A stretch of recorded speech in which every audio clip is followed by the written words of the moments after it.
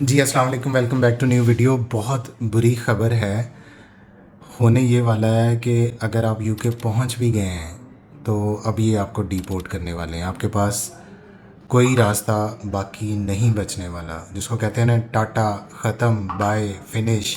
तो आपके साथ ये सीन होने वाला है। कौन से वो स्टूडेंट हैं और जो आइंदा भी जा रहे हैं यूके, ठीक है, वो ये वीडियो गौर से देखें। इसमें आपको मैं वो बात बता रहा हूँ जो अभी 10 दिन बाद आपके सामने एक न्यूज़ आने वाली है, और बहुत ज़्यादा ये आएगी जब आपके भेजे हुए दोस्त, आपके भेजे हुए रिश्तेदार, आपके जिन्होंने ये काम किया था कि वो यूके से क्यों वापस आ रहे हैं, यूके में उनका वीज़ा क्यों कैंसिल हो रहा है। तो जो लोग भी फर्दर यूके के लिए प्रोसेस करना चाह रहे हैं, इस पर अभी से ख़बरदार हो जाएं। जो ये समझते थे कि एक दफ़ा हम पहुंच गए हैं और अब मसला कोई नहीं है, तो उनके लिए ये बहुत बुरी खबर है। तो चलते हैं वीडियो की तरफ।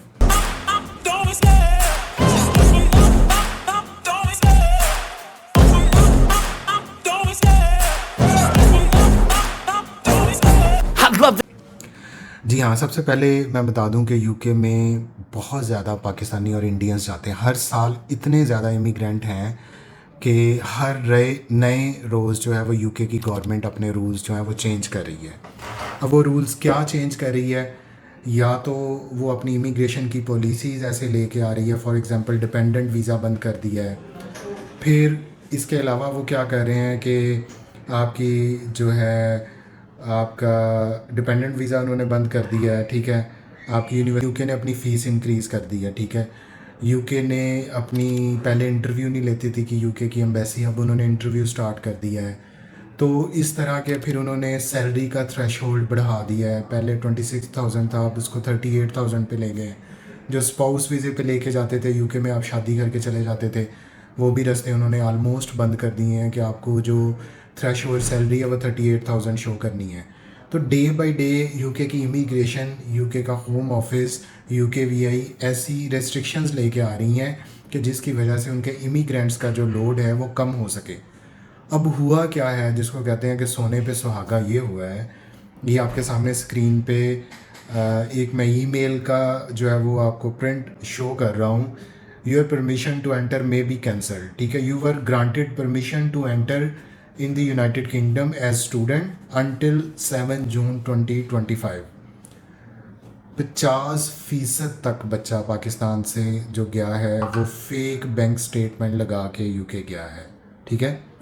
फेक बैंक स्टेटमेंट का ये मतलब है कि आपके फ़िज़िकली आपने बैंक में अकाउंट ओपन करवाया, बैंक में आपके कोई पैसा नहीं पड़ा हुआ, आपकी मैनेजर के साथ सलाम दुआ है, आप मैनेजर आपकी फूफी का पुत्र है, मैनेजर आपका मामू है, मैनेजर आपका रिश्तेदार है।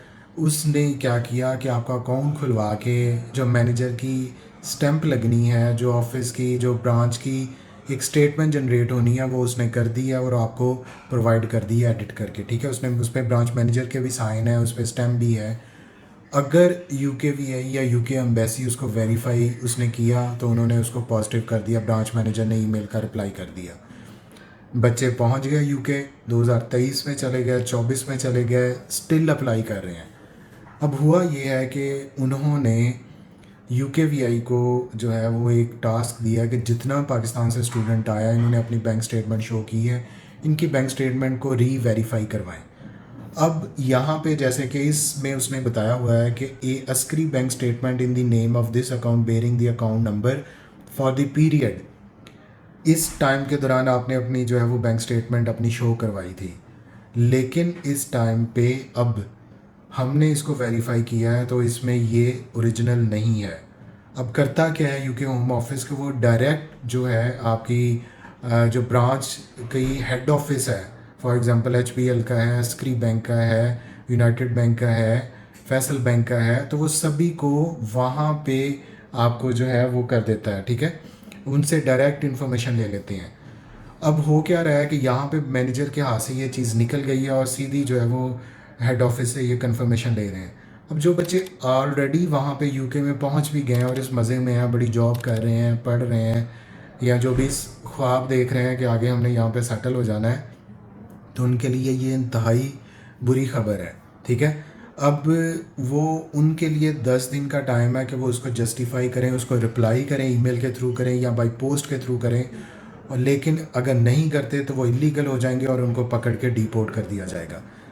अब इसका सलूशन क्या ढूंढ रहे हैं जो लोग ऑलरेडी एक 2 नंबरी करके गए हैं या जो 2 नंबरी के प्रोसेस में हैं कि हमारी बैंक स्टेटमेंट ओरिजिनल नहीं है, हमें किसी भी तरह यूज़ करके इसको जो है वो अपना वीज़ा ले लेंगे या आपने वीज़ा ले लिया है।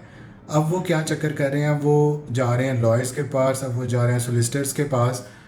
तो सोलिसिटर्स भी इस मामले में कोई हेल्प नहीं कर सकता, ठीक है। जब तक आपका डिसीजन अगर आपके नेगेटिव आ गया कि आपका वीज़ा कैंसिल हो गया है, आपने इस कंट्री को छोड़ना है, आपने यूके को छोड़ना है, तो आपके पास कोई ऑप्शन बचेगी नहीं, ठीक है। वो क्या करेंगे कि जिस तरह इन्होंने असाइलम का किया था कि उसका रवांडा बिल पास किया था कि आपको ना तो अब आप असाइलम अप्लाई कर सकते हैं, फिर आप अपने वर्क स्टूडेंट वीज़ा को वर्क वीज़ा में भी कैटेगरी में भी शिफ्ट नहीं कर सकते अगर आपके पास स्पॉन्सरशिप जॉब नहीं है। तो अल्टीमेटली बहुत सारे बच्चे जो अभी सेटल्ड नहीं है यूके में, जो स्पॉन्सरशिप जॉब पे नहीं शिफ्ट हुए, जो पीएसडब्ल्यू अवेल नहीं किया, तो उनको ये लोग डीपोर्ट कर देंगे। ये मेरी बात याद रख लें, इसको लिख लें। अगर आपने इस सिचुएशन में आ गए, और ये 50% तक बच्चों को ये ईमेल्स आ रही हैं, ठीक है।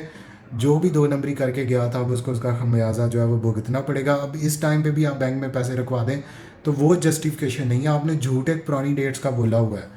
तो अब उनके लिए बेस्ट ऑप्शन ये है कि वहाँ पे रहते हुए जब भी अभी इसका डिसीजन नहीं आया तो या तो किसी और कंट्री का शेंजन जोन में कहीं पे वीज़ा अप्लाई कर दें, यूरोप के विजिट वीज़ा ही अप्लाई कर दें, पुर्तगाल भाग जाएं, वहाँ पे जाके अपने डॉक्यूमेंट्स जो है वो सबमिट करवा दें टीआर के लिए। तो कोई ना कोई वहाँ पे उनका जो है वो सर्वाइवल का चांस बन सकता है। अगर वो पाकिस्तान वापस आ गए वीज़ा कैंसिल होने की वजह से, तो समझ लें कि 10 साल का बैन लगेगा उनको यूके का, और इसके अलावा बाकी कंट्रीज़ भी अपना कोई वीज़ा नहीं देंगी। तो ये एक बड़ी अलार्मिंग सिचुएशन है। अगर आपने अपनी फ़ेक बैंक स्टेटमेंट के साथ, किसी भी फेक डॉक्यूमेंट के साथ आपने अपना वीज़ा प्रोसेस किया है, यूके का है या किसी भी और कंट्री का है, तो आपको फर्दर जो है वो बहुत ज़्यादा प्रॉब्लम आने वाली है।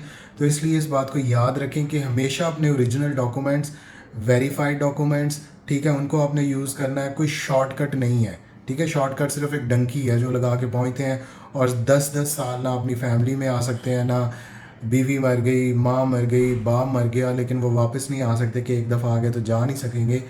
तो वही उनके पास ऑप्शन बचती है। और यूके में तो कोई आपके पास ऑप्शन ही नहीं है, सारी साइड पे समंदर है, तो आप कहीं पे भाग के भी नहीं जा सकते।